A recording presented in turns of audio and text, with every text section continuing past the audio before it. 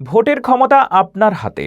গণভোটের মাধ্যমে জনগণ শুধু নির্বাচিত নেতা নয়, দেশের ভবিষ্যতও নির্ধারণ করবে।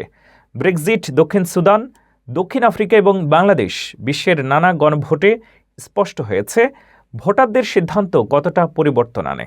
2026 সালে ত্রয়োদশ সংসদ নির্বাচনে 4টি হ্যাঁ না প্রশ্নের মাধ্যমে 84টি সংস্কারের ভাগ্য নির্ধারিত হবে। গণভোট মানেই সরাসরি জনগণের শক্তির প্রকাশ। দেশের গুরুত্বপূর্ণ সিদ্ধান্তে সরাসরি ভোট দেওয়ার ক্ষমতা, এটাই গণভোটের মূল শক্তি। শুধু সংসদ বা সরকার নয়, এবার জনগণ নিজেই বলবে কোন নীতি হবে চূড়ান্ত। বিশ্বের নানা দেশের উদাহরণ দেখায় গণভোট শুধু ভোট নয়, একটি রাজনৈতিক পরিবর্তন এবং স্বাধীনতার পথে এক শক্তিশালী হাতিয়ার। যুক্তরাজ্যে 2016 সালে ব্রেক্সিট গণভোটে ভোটাররা নির্ধারণ করেন দেশ ইউরোপীয় ইউনিয়নে থাকবে নাকি বেরিয়ে যাবে।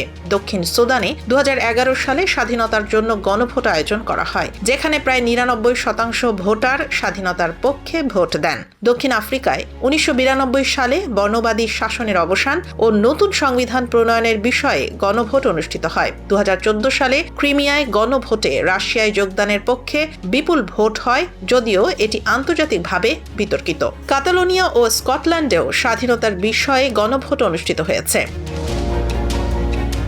বাংলাদেশও গণভোটের ঐতিহ্য রয়েছে। ত্রয়োদশ সংসদ নির্বাচনের সঙ্গে মিলিয়ে 2026 সালে 4টি হ্যাঁ না প্রশ্নের মাধ্যমে 84টি সংস্কারের ওপর জনগণের মতামত চাওয়া হয়েছে। এই প্রক্রিয়ার মাধ্যমে জনগণ সরাসরি দেশের গুরুত্বপূর্ণ নীতি ও সিদ্ধান্তে অংশগ্রহণ করতে পারে। বিশ্বব্যাপী গণভোটের উদাহরণ দেখায় এটি শুধুমাত্র রাজনৈতিক সিদ্ধান্ত গ্রহণের মাধ্যম নয়, বরং জনগণের রাজনৈতিক সচেতনতা ও ক্ষমতায়নের প্রতীক। ভোটের মাধ্যমে জনগণ সরকারের ওপর প্রভাব রাখতে পারে এবং দেশের রাজনৈতিক ভবিষ্যৎ নির্ধারণে সক্রিয় ভূমিকা নিতে পারে।